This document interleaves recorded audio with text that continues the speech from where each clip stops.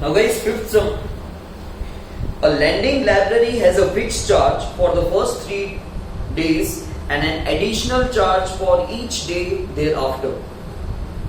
Guys, एक library जो books issue करती है, बुक्स देती है, ठीक है, लेंडिंग लाइब्रेरी मतलब जहां बुक्स हम लेते हैं और कुछ पे करते हैं।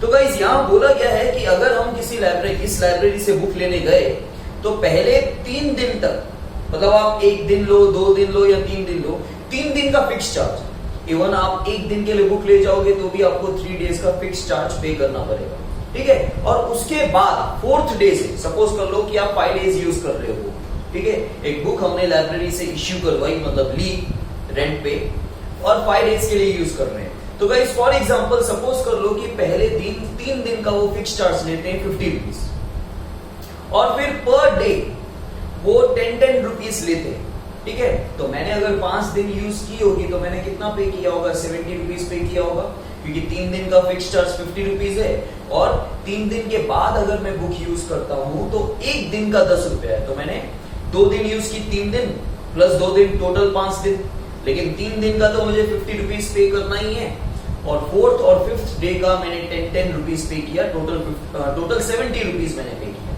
ठीक है। तो इस तरह का क्वेश्चन है गाइस कि यहाँ पे जो लाइब्रेरी है वो एक फिक्स चार्ज ले रही है for the first 3 days and thereafter for each day they are charging additional charge. Okay, so guys Sarita एक बंदी है जो, ठीक है, Sarita paid ₹27 for a book kept for 7 days, ठीक है।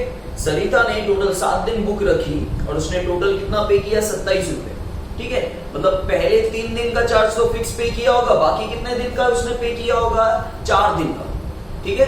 देन गाइस सुशी नहीं है, सुशी ही है, sushi paid ₹21 for a book she kept for 5 days. Again sushi ने टोटल 21 रुपीज पे किया 5 दिनों का, जिसमें से 3 दिन का उसने फिक्स चार्ज पे किया होगा और 2 एडिशनल डे का उसने एक्स्ट्रा चार्ज पे किया होगा। So find the fixed charge and the charge for each extra day. So guys हमें जो फाइंड करना है वही assume करना है. So let the fixed charge be ₹X and the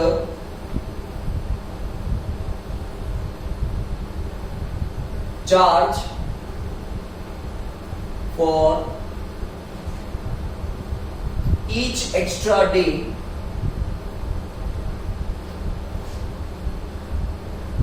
be ₹Y. Okay, now सरिता ने टोटल 27 रुपीज पे किया, ओके, तो टोटल 7 डेज उसने बुक यूज की, 7 डेज में से तो 3 डेज का फिक्स चार्ज है, तो 3 डेज का चार्ज कितना है, fix charge X।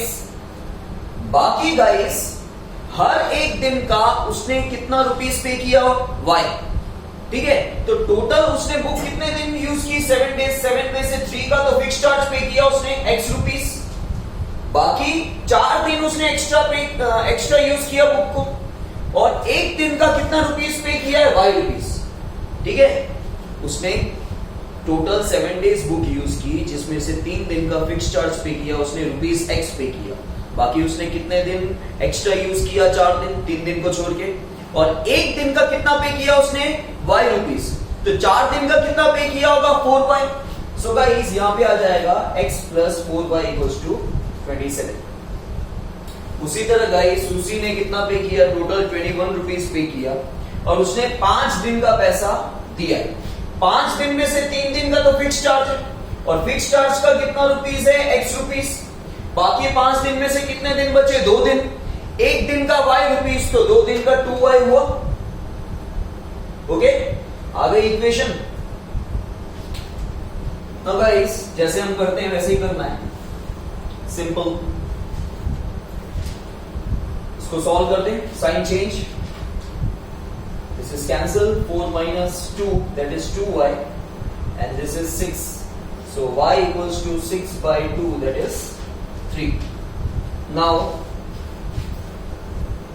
put Y = 3 in equation 1. X + 4Y = 27. y की value 3, this is 12 equals to 27, so plus 12 वहां ले जाओ, ठीक है, सिंपल सम है अब तक। Therefore x equals to, this is 15. Okay, so guys, the fixed charge is rupees 15 and the charge for each extra day is rupees 3. Okay, समझ में आया? तो ये हो गया आपका question number 5। Now guys, exercise 3.5 का क्वेश्चन नंबर 4 के पहले दो क्वेश्चन हम लोग करने जा रहे हैं अभी, ठीक है, जिसमें मैं सिर्फ आपको इक्वेशन बना के दूंगा, आपको सम खुद ही करना। ओके, सेम सम्स ही है गाइस, इसलिए एक्सरसाइज 3.5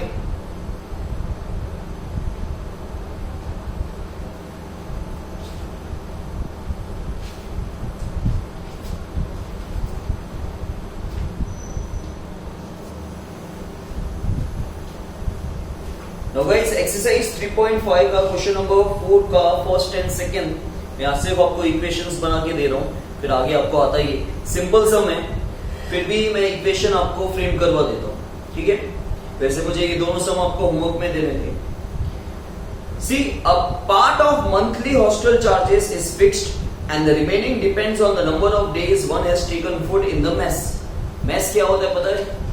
जब आप हॉस्टल में रहते हो तो वहां पे जो खाना खाने की कैंटीन होती है, ठीक है, that is called a mess. So guys,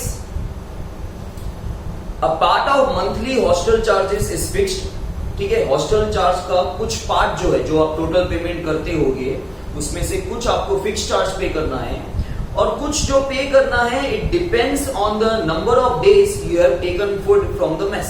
आपने मेस में से कितने दिन खाना खाया, ठीक है। सो व्हेन अ स्टूडेंट ए, एक स्टूडेंट है, उसका नाम नहीं दिया, उसको ए बोला, स्टूडेंट ए, मतलब कोई एक student takes food for ₹20 days and she has to pay ₹1000 as a hostel charges. तो गाइस, अब स्टूडेंट ए ने 20 दिन खाना खाया मेस में से और उसने टोटल कितना पे किया? 1000, ठीक है। लेकिन 1000 रुपीज खाली खाने का नहीं है गाइस, 1000 में से कुछ पैसा फिक्स चार्ज होगा और बाकी का पैसा 20 दिन का खाने का पैसा होगा। उसी तरह guys, whereas a student B who takes food for 26 days, उसने 26 दिन खाना खाया, बट ऑब्वियस है कि पहले वाले ने 20 दिन खाना खाया, उसने 1000 पे किया, तो दूसरी वाली ने तो 26 दिन खाना खाया और फिक्स चार्ज तो पे करना ही है, तो टोटल उसने 1180 पे किए as a hostel charges. So guys, find the fixed charges and the cost of food per day. So guys, let the fixed charge be rupees X and the cost of food per day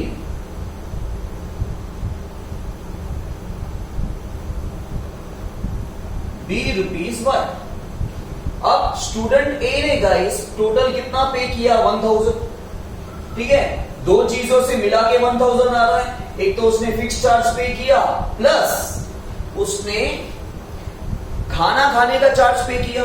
तो guys, एक दिन का खाना खाने का charge कितना है? Cost of food per day Y rupees है, एक दिन का वाई रुपीज, तो 20 दिन का 20 वाई आएगा। आप 20 इंटू वाई करोगे, है ना।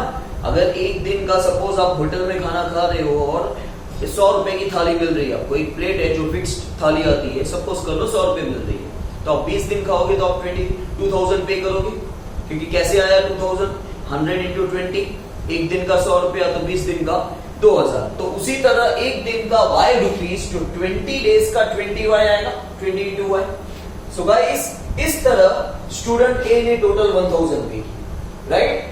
स्टूडेंट बी ने 1180 पे किए, ठीक है, और उसने भी एक तो फिक्स चार्ज पे किया होगा प्लस उसने खाना खाने का कॉस्ट पे किया है। तो स्टूडेंट बी ने 26 दिन खाना खाया था, एक दिन का खाने का पैसा वाई रुपीज है, तो 26 दिन का 26 वाई, ठीक है।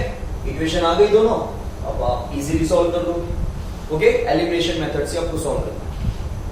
Now guys, second again fraction वाला सम आ गया।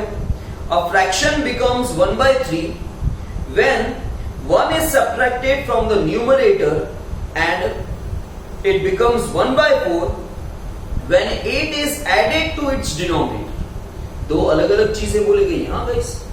Find the fraction. तो चलो सबसे पहले न्यूमरेटर और डिनोमिनेटर एज्यूम कर लेते हैं.